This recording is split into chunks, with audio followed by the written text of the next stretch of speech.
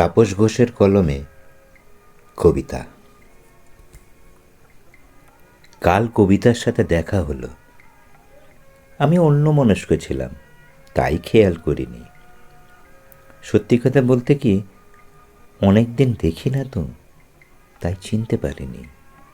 কবিতাই আমাকে ডাকলো, বলল, কি হলো, চিনতে পারছো না দেখছি।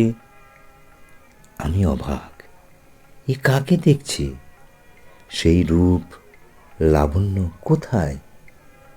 কেমন কাঠখোট্টা চেহারা হয়েছে, চোখ দুটো কেমন গর্তে ঢুকে গেছে, কাঠিন্য ভরা মুখমণ্ডল, হাসিটাও কেমন মেকি। ওর ডাকে সেই আন্তরিকতা পেলাম না, তাই বললাম, এ কি চেহারা তোমার? নীল বসনে তোমায় অপূর্ব লাগত, কিন্তু সেই নীলেও কেমন গাম্ভীর্য এসেছে, বলা ভালো মেকি গাম্ভীর্য। আমার কথা শুনে কেমন শুকিয়ে গেল তার মুখটা।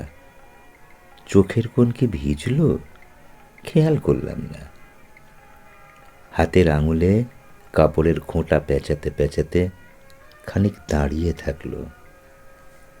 হয়তো কিছু বলতে চাইছিল, কিন্তু বেশ কিছুক্ষণ পর ভেজা গলায় বলল, তোমার কবিতা মারা গেছে।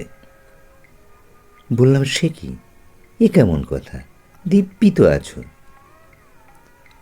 আমার হাতটা ধরে ফেললো তার কাঁপা হাতে, অনেক কষ্টে বলল, বেঁচে আছে ফসিল।